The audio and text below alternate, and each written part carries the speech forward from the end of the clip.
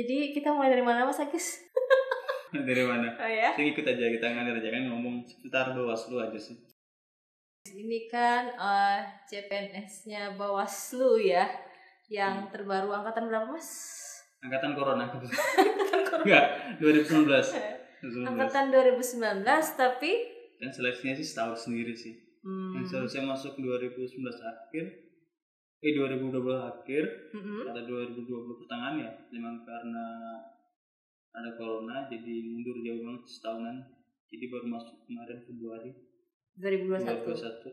Jadi yang benar angkatan 2019 atau angkatan 2021 nih?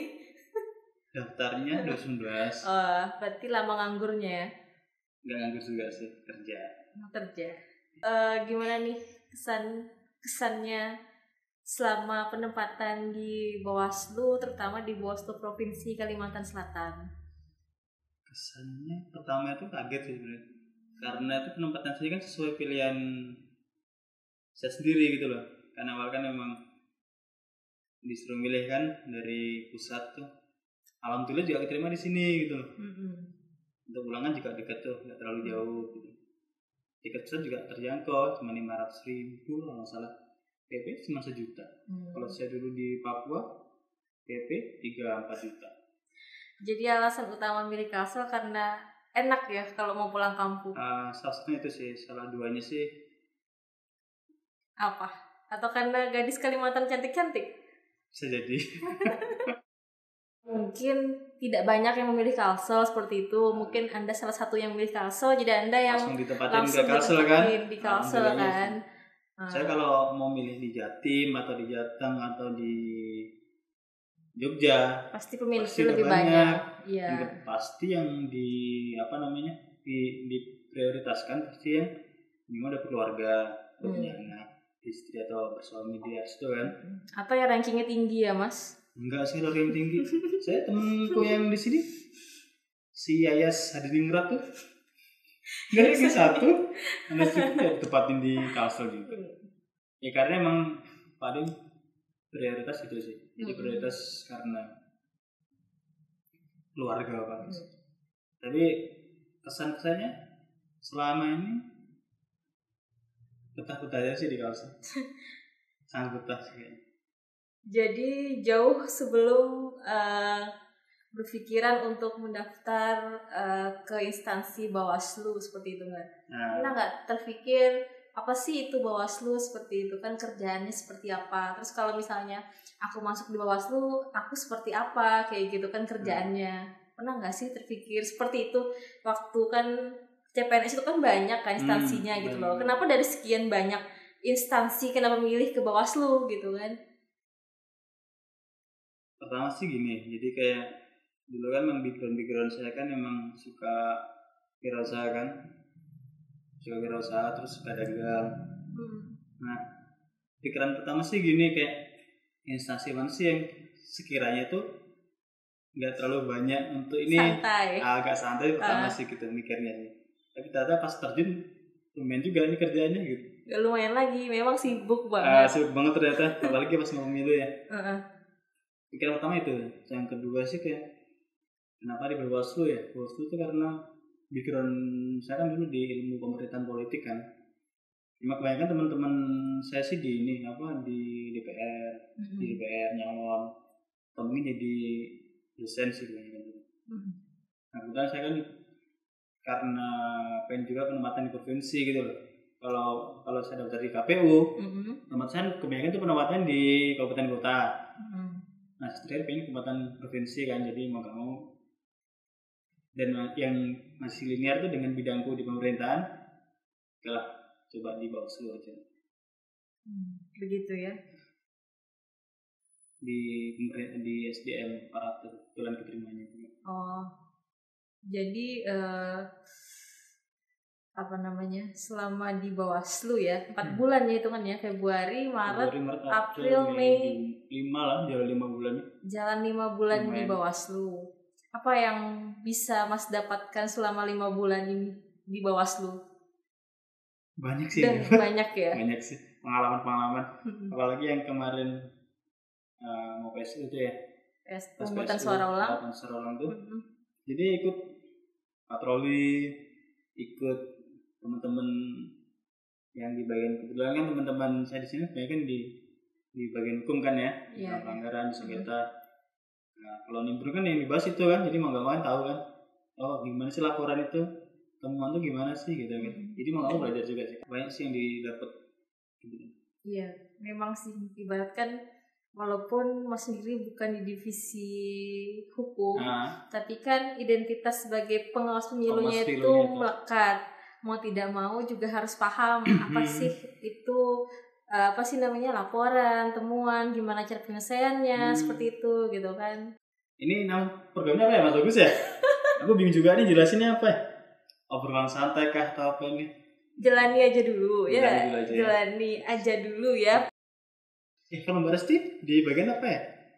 Kalau saya malah HP bingung naruh di mana nih ya.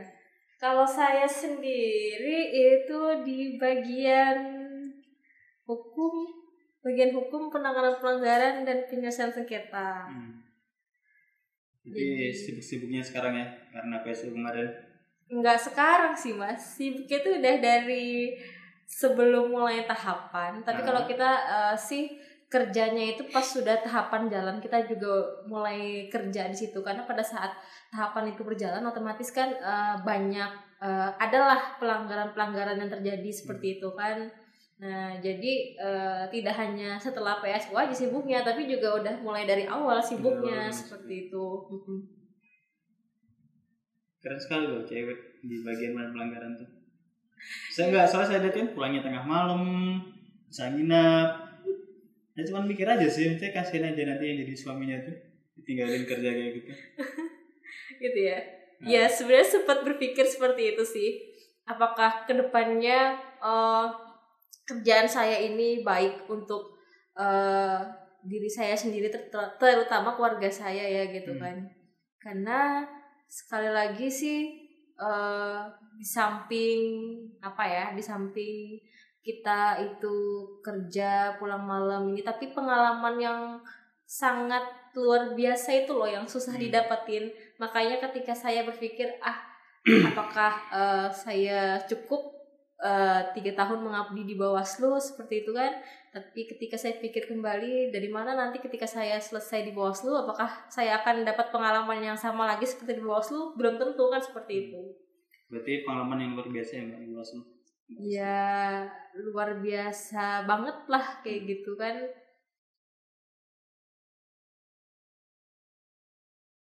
Selama 4 bulan kerja di Bawaslu Provinsi Kalimantan Selatan. Tadi kan Ulun sudah nanya kesan-kesannya Mas. Kesan-kesannya, terus apa saja sih yang udah didapat selama di Bawaslu. Kalau misalnya untuk kira-kira kritik-kritikan gitu untuk Bawaslu Provinsi gitu ada nggak sih? Bukan Bawaslu Provinsi sih, lebih tepatnya lembaga Bawaslu itu sendirilah. Kalau baru 4 bulan sih sebenarnya nggak ada sih Mbak. Nanti kalau mau kritik apa gitu kan, kecuali emang kalau saya udah sekitaran setahun 2 tahun kan emang kita udah benar-benar tuh sudah kayak menyatu dengan Bawaslu kan. Jadi kita tahu kan apa yang harus kita benahin, apa yang harus kita perbaiki dari setiap lembaga. Kalau baru 4 bulan sih emang apa ya, sekiranya tuh istilahnya baru menginjakkan satu kaki lah dalam lembaga ini kan. Tapi kan setidaknya kan selama 4 bulan ini kan tadi kan ada beberapa pengalaman yang telah didapat kan seperti itu. Nah, tapi kan setidaknya dari situ bisa ngelihat kan apa sih yang ada yang kurang dari Bawaslu itu sendiri gitu kan. Gimana sih nanti aku ke depannya. Kalau yang kurang sih sebenarnya ini sih, di provinsi yang kurang itu pegawai perempuannya sih. Cowok semua dalamnya. Jadi keterwakilan perempuannya kurang ya? Ini. Saya kebanyakan cewek cuma beberapa sih. Ya mungkin karena salah satunya jadi pengawas pemilu itu kerjaan yang berat untuk perempuan sih sebenarnya. Iya sih. Kalau menurut saya ya gitu kan. Apalagi perempuan yang sudah berumah tangga. Ya apalagi kan di sini tuntutannya kita harus kerja penuh waktu. Tidak ada kepastian tentang hari libur, jam kerja gitu kan. Iya benar. Ya mau Sabtu, mau Minggu, mau jam 7, 8, 9, 10, 11, 12 kalau orang mau ngelapor, kita harus stay. Serasa kalau misalnya iya. Rasa kerja di rumah sakit ya, kalau ada video pasien masuk gitu. Ya mending rumah sakit lah Mas, pakai shift-shiftan pasti dia kan. Pasti shiftnya aku masuk siang nih, berarti malam nanti kan aku udah lepas dinas. Kalau di sini nggak ada seperti itu. Mungkin itu yang membuat para wanita itu enggan untuk kerja di Bawaslu mungkin ya gitu kan. Iya sih. Mbak Resi betah juga di sini. Kalau saya sih dibilang betah itu ya 70% betah, 30% ada yang nggak betahnya juga. Cuman kan namanya kita sekarang itu apa? Mati. Dari tadi mati ya.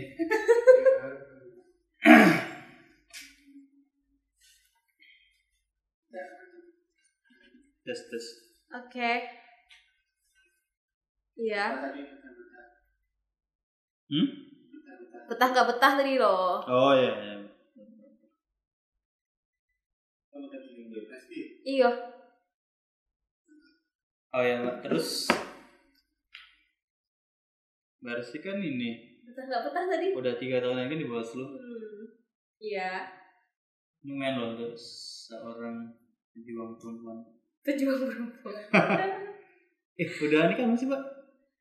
Ini pertanyaannya nih betah atau udah nikah atau belum nih? Enggak, jadi gini loh kan Mbak betah banget tuh di sini kan. Dibilang kan? Betah banget tuh enggak Mas? Enggak. Jadi kita ngeliat sisi betah nggak betahnya tuh dari mana dulu. Kalau dari kerjaannya kita lihat betah nggak betah lah gitu kan. Nah, apalagi misalnya perempuan, kan sudah saya bilang tadi sebelumnya gitu kan, waktu untuk keluarga, ya kan, waktu untuk sama orang-orang terdekat gitu, teman-teman gitu kan, bahkan nyaris itu nggak ada gitu kan. Orang-orang yang tercinta nggak ada. Orang-orang tercinta, orang tua ada. Ya mungkin pasangan. Udah nikah belum sih Mbak Resti tuh? Penasaran aku tuh sebenarnya.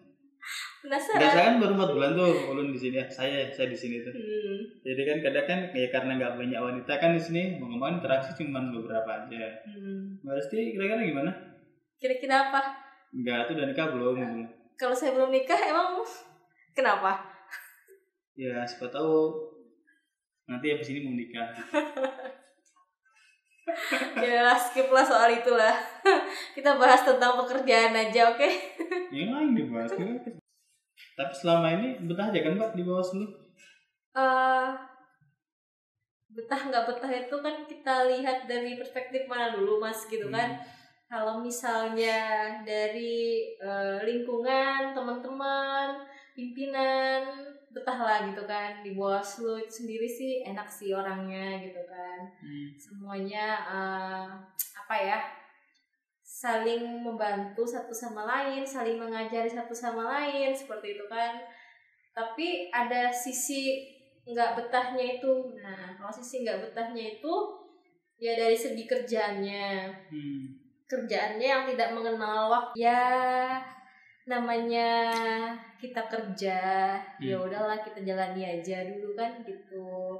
Semoga nanti kedepannya kita bisa teruslah memperbaiki. Kalau Mas Agus sendiri nih selama 4 bulan ya, baru 4 bulan kan? 5 bulan sih. 5 bulan ya, 5 bulan di sini. Kalau saya nanya betah nggak betah itu bisa nggak sih dijawab gitu kan? Bisa. Jadi kalau untuk betah sih sejauh ini betah banget di Bawaslu, di Kalsel. Orang-orangnya juga ramah kan, makanannya juga enak. Makanan aja yang dibikinin ya Mas. Apalagi di depan kantor kan, kentang gorengnya, sama es sayur, es kelapa, sambil nongkrong di depan kantor, nonton sungai, naik di kelotok gitu kan, pengalaman yang nggak saya dapatkan di Jawa gitu loh. Selama ini betah aja sih, selama saya jalani kan selama 4-5 bulan ini.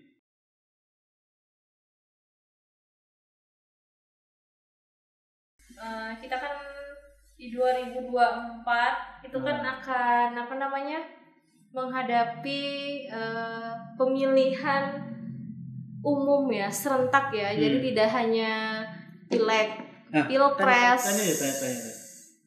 Ya. Udah stop ya Bang? Kamu seneng banget ditanya, gantian dong. Oke. Mbak Resti. Enggak lah, apa sih yang tanya lah?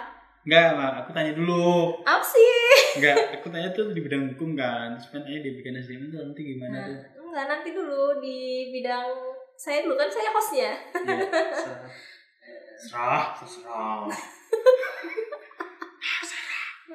Seperti mati lampu. Nyanyi yo. Bang, ini satu lagu ya, Bang. Enggak, biar enggak tegang. Iya nih, tegang nih gitu kan. Udah tegang, serak lagi enggak ada minum. Haus nih. Jadi aku. Kita lanjut ya Mas Agis. Lanjut enggak? Lanjutlah kalau sama Mbak Resti. Mau 10 jam podcast enggak apa-apa juga. Iya, jadi Bawaslu ini kedepannya ya, harusnya kan kita di 2022, 2023 ini kan ada pemilihan kepala daerah ya.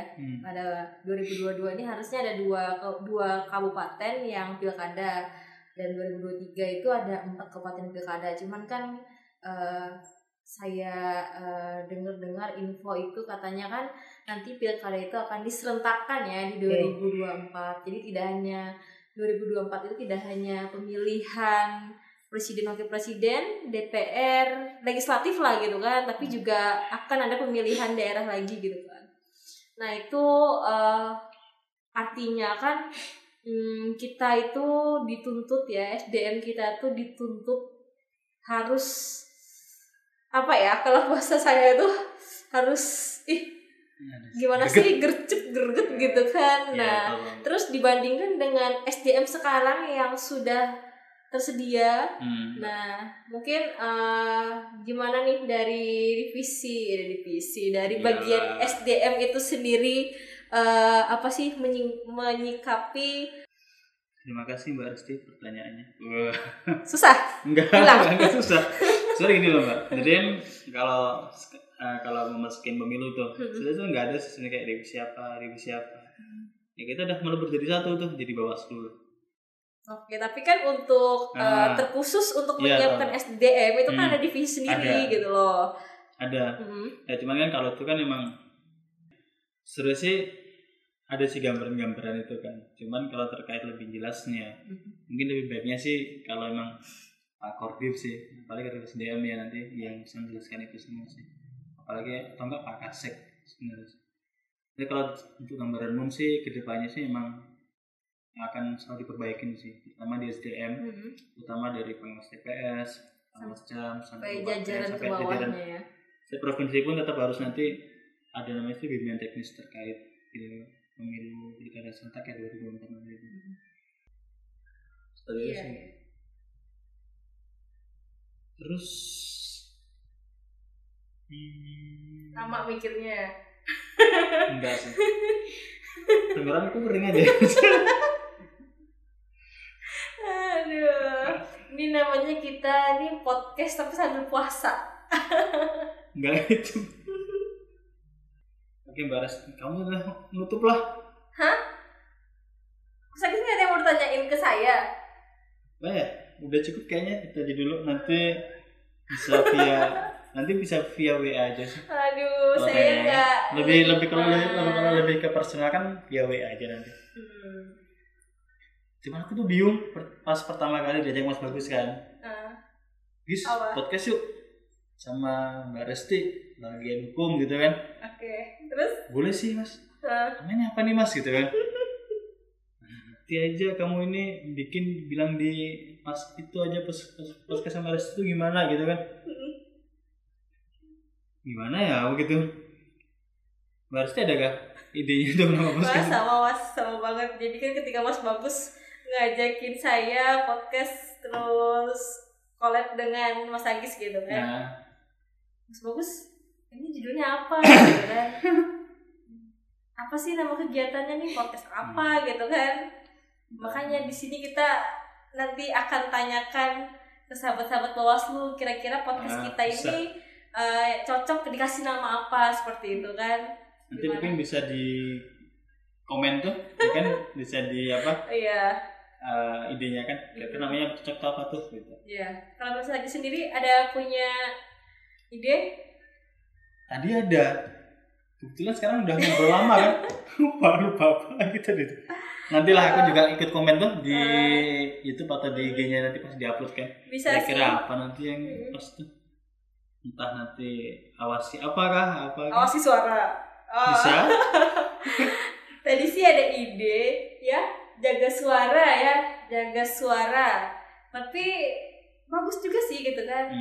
Kalau saya juga punya ide sih, suara Bawaslu gitu kan. Bisa. Cuman kalau suara Bawaslunya itu kan apakah itu terlalu luas seperti itu kan? Nanti kan dikira Bawaslu RI, Bawaslu apa? Jadi suara lu gimana? Suara Bawaslu. Suara lu Kalsel. Suara Bawaslu Kalsel. Boleh lah. Nanti dicatat ya di komen ya. Nanti bisa dipikirkan lah kalau itu. Oke, Mas Agus, baik, terima kasih ya atas waktunya. Bincang-bincangnya. Iya, sampai kering nih tenggorokan. Nanti setelah ini kita minum es kelapa di depan, nanti dibayarin sama Mas Bagus. Oke, kalau gitu. Oke. Makasih, Pak. Baik ya, terima kasih. Selamat menjalankan tugas. Semoga selalu diberikan kesehatan, kelancaran, semangat. Tegakkan apa? Tegakkan keadilan pemilu. Salam awas. Salam awas, Mas Bagus.